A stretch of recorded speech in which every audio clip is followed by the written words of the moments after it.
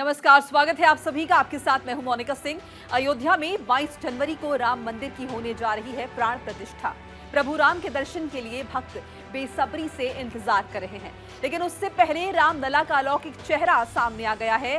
प्राण प्रतिष्ठा से पहले प्रभु राम की पहली पूर्ण तस्वीर सामने आ गई है। रामलला की तस्वीर राम मंदिर के गर्भगृह में विराजमान होने के बाद सामने आई है। रामलला की मूर्ति पर भगवान विष्णु के 10 अवतार बने हुए हैं।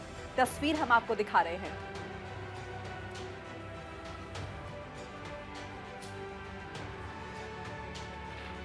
अयोध्या में 16 जनवरी से शुरू हुई प्राण प्रतिष्ठा अनुष्ठान का आज चौथा दिन है।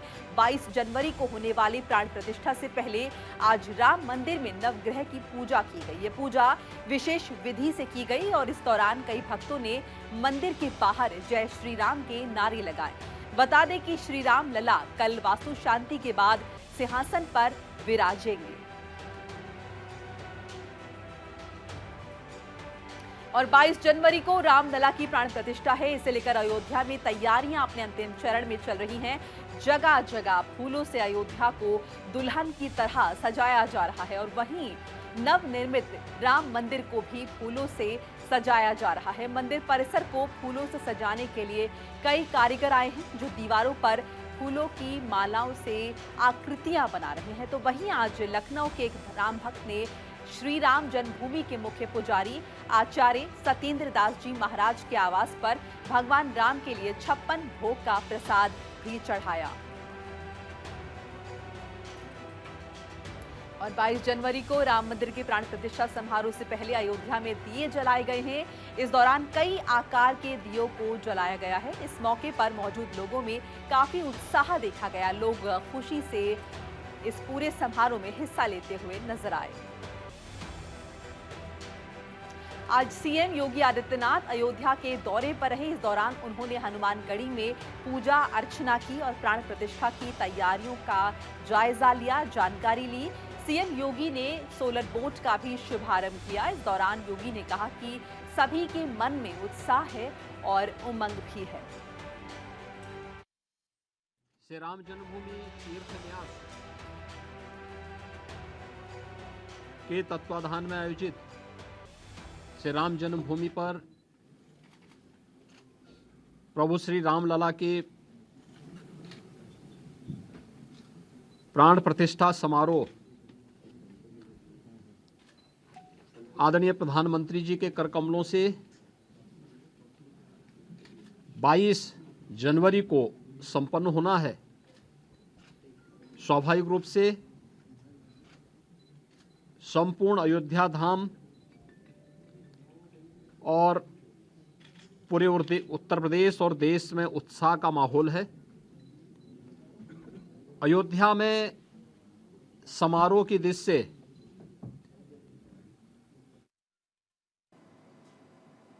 और 22 जनवरी को रामलला की प्राण प्रतिष्ठा है, जिसे लेकर सूबे की मुख्यमंत्री अयोध्या में लगातार तैयारियों का जायजा लेते हुए नजर आए। लगातार संतों से उनका सुझाव दे रहे थे। ऐसे में मुख्यमंत्री योगी आदित्यनाथ ने अयोध्या में संतों के साथ अतिथि गृह में मुलाकात की और 22 जनवरी को लेकर विभिन्न विषयों पर उनसे चर्चा भी की। और 22 जनवरी को रामलला के प्राण प्रतिष्ठा का भव्य आयोजन है। एक तरफ जहां पीएम मोदी मुख्य यजमान रहेंगे, तो वहीं देश भर के तमाम वीवीआईपी लोगों का जमावड़ा भी अयोध्या में रहेगा, जिसे लेकर अयोध्या में सुरक्षा व्यवस्था चाक चौबंद की जा रही है। केंद्र के साथ ही साथ राज्य की पुलिस भी एक्टिव मोड में है। वहीं इसका जायजा लेने सीएम योगी आदित्यनाथ खुद अयोध्या पहुंचे। अयोध्या के रामकथा पार्क में अधिकारियों के साथ उन्होंने बैठक की और सुरक्षा व्यवस्था का जायजा भी लिया। और राम मंदिर प्राण प्रतिष्ठा कार्यक्रम में राम मंदिर पर फैसला सुनाने वाले जजेस को भी न्योता भेजा गया है। जानकारी के लिए बता दें कि मुख्य न्यायाधीश समेत 5 जजेस को ये न्योता भेजा गया है। उत्तर प्रदेश की योगी सरकार ने यूपी में गन्ने का दाम 20 रुपए प्रति क्विंटल बढ़ाकर किसानों को लोकसभा चुनाव से पहले तोहफा दिया है। ऐसे में मुख्यमंत्री योगी आदित्यनाथ ने लखनऊ में गन्ना किसानों से बातचीत की। इस दौरान उन्होंने कहा कि पहले उत्तर प्रदेश में 110 चीनी मिलें थी, लेकिन अब 120 चीनी मिलें सुचारू रूप से काम कर रही हैं। और अयोध्या में 22 जनवरी को रामलला की प्राण प्रतिष्ठा है, जिसे लेकर पूरे अयोध्या में तैयारियां जोरों शोरों से चल रही हैं। प्रधानमंत्री मोदी के आह्वान पर देश भर के मंदिरों में सफाई अभियान भी चल रहा है। सभी मंत्री, विधायक, सांसद अपने अपने क्षेत्रों के मंदिरों में कार्यकर्ताओं के साथ मिलकर सफाई कर रहे हैं। इसी कड़ी में उत्तर प्रदेश के पर्यटन मंत्री जयवीर सिंह ने भी अयोध्या में स्वच्छता अभियान में हिस्सा लिया। देखिए, इस समय पूरा राममय वातावरण है। रामोत्सव के मस्ती में पूरा देश झूम रहा है और अयोध्या की नगरी इस समय सारे लोगों को स्वागत सत्कार के लिए सज धज के तैयार खड़ी है। बस समय निकट है, आदरणीय मोदी जी आने वाले हैं। रामोत्सव का क्षण वो आने वाला है जब भगवान राम जी की प्राण प्रतिष्ठा का साकार स्वरूप यहाँ सब लोगों के सामने होगा। जय जय राम की इस समय धूम मची है और रामोत्सव के लिए सारे लोग समर्पित भाव से यहाँ उल्लासित हैं, हर्षित हैं और ऊर्जा और उत्साह चरम पर है। देखिए, मुझे लगता है ये सब चीजें बहुत पीछे की इस समय, हालांकि कतिपय हर युगों में, चाहे त्रेता हो, कलयुग हो, सतयुग हो, कुछ जो देवताओं की शक्तियां होती हैं, वहाँ कुछ आसुरी शक्तियां भी होती हैं। बस इससे ज्यादा मैं कुछ नहीं कहूँगा, लेकिन ये मैं कह सकता हूँ कि जाको कष्ट विधाता देई, बाकी मत पहले ही हर ले। और अयोध्या में राम मंदिर प्राण प्रतिष्ठा के अनुष्ठान का चौथा दिन है। 22 जनवरी को राम मंदिर में रामलला की प्राण प्रतिष्ठा की जाएगी। इसे लेकर उत्तर प्रदेश के मुख्यमंत्री समेत सभी मंत्रीगण लगातार अयोध्या की तैयारियों का जायजा ले रहे हैं। इस खास समारोह को लेकर उत्तर प्रदेश के डिप्टी सीएम ब्रजेश पाठक ने कहा कि रामलला जल्द ही अपने भव्य मंदिर में चले जाएंगे। चारों ओर खुशी का माहौल है। हम सभी प्रधानमंत्री मोदी के आने का इंतजार कर रहे हैं। आगे उन्होंने कहा कि बुनियादी ढांचे से लेकर साफ सफाई और चिकित्सा सुविधाओं की सभी तरह की तैयारियां पूरी हैं।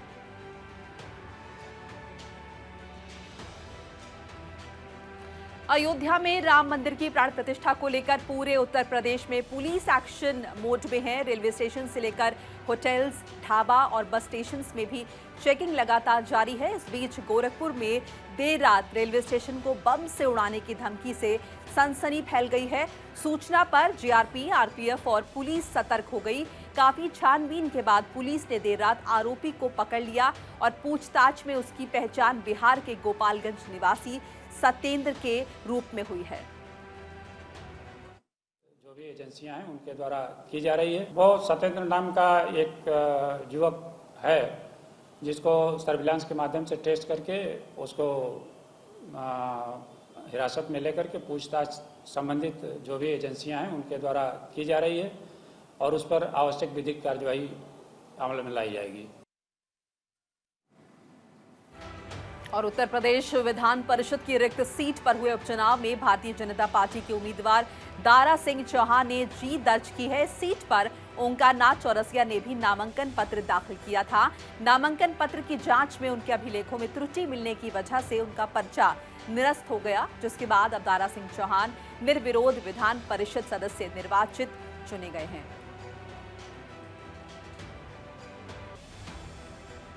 और प्रधानमंत्री नरेंद्र मोदी दक्षिण राज्यों के दौरे पर हैं। इस दौरान प्रधानमंत्री मोदी ने महाराष्ट्र के सोलापुर में जनसभा को संबोधित किया। प्रधानमंत्री मोदी ने पीएम आवास योजना के लाभार्थियों को सौगात दी। मौके पर ही लाभार्थियों को आवास की चाबियां सौंपी गई। और प्रधानमंत्री मोदी आज कर्नाटक, महाराष्ट्र, तमिलनाडु के दौरे पर है। इस दौरान प्रधानमंत्री मोदी ने बेंगलुरु में नए Boeing India engineering and technology centre परिसर का उद्घाटन किया। जानकारी के लिए बता दें कि कैंपस करीब 1600 करोड़ रुपए की लागत से तैयार हुआ है। ये बोइंग का अमेरिका के बाहर अपनी तरह का सबसे बड़ा निवेश है। बेंगलुरु एस्पिरेशंस को इनोवेशंस और अचीवमेंट से जोड़ने वाला शहर है।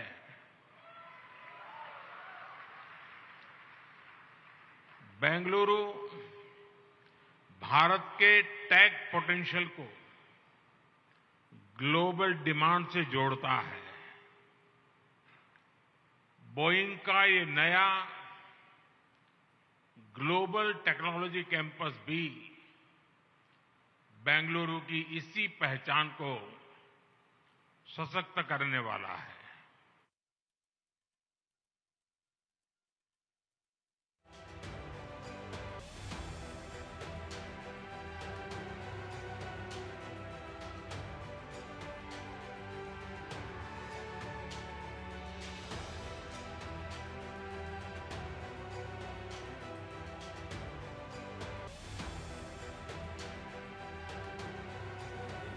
और प्रधानमंत्री मोदी आज दक्षिण राज्यों के दौरे पर हैं। इस दौरान पीएम मोदी ने चेन्नई में रोड शो किया।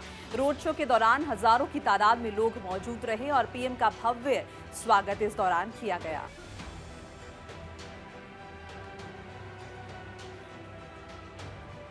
प्रधानमंत्री मोदी के केरल दौरे पर मध्य प्रदेश के पूर्व मुख्यमंत्री शिवराज सिंह चौहान ने बड़ा बयान दिया है। शिवराज ने कहा कि केंद्र सरकार ने पिछले 5 सालों में केरल के विकास कार्यों के लिए 1,15,000 करोड़ रुपए दिए हैं। उन्होंने आगे कहा कि पीएम मोदी की योजनाओं का काफी गहरा प्रभाव पड़ा है।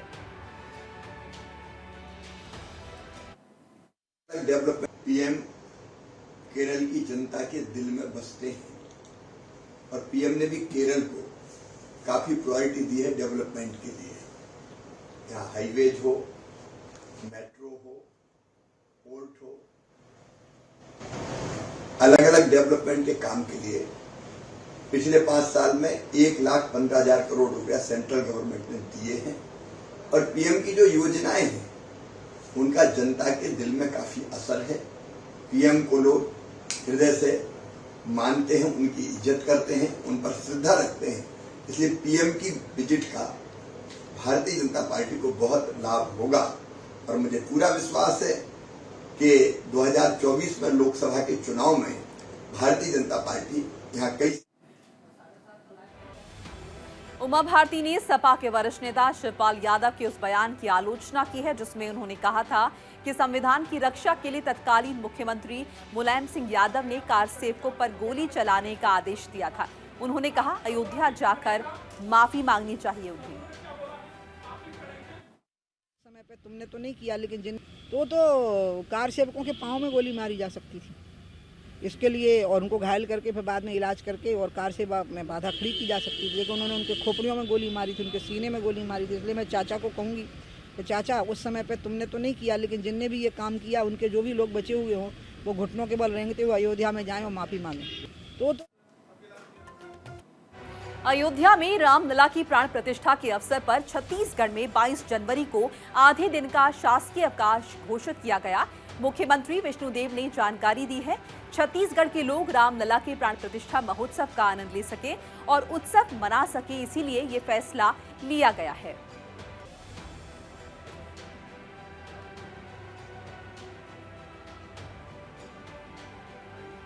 और झारखंड के जमशेदपुर के गम्हरिया रेलवे स्टेशन के पास ट्रेन की चपेट में आने से 4 लोगों की मौत हो गई। घटना के बाद पूरे इलाके में अफरा तफरी मच गई। इस मामले में पुलिस जांच में जुट गई है।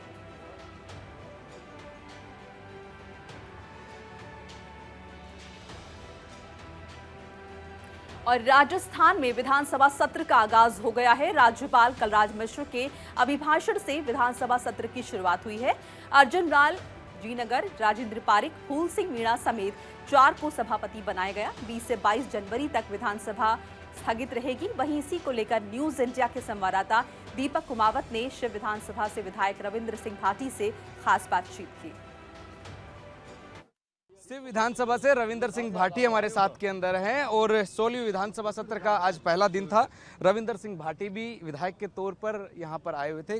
पहला दिन था, किन विषयों के ऊपर बातचीत रही? आपकी विधानसभा क्षेत्र को बड़ी उम्मीदें जनता ने यहाँ पर दिखाई है, किस तरह से देखते हैं? बिल्कुल, आज राज्यपाल साहब रो कार्यक्रम रहो और साथ ही साथ में माना बहुत उम्मीदा भी है और माना भरोसो भी है कि आने वाले टाइम रे मीना हमारे वो क्षेत्र वास्ते बहुत चीज़ा ये सदन मीना माना मिल है जी।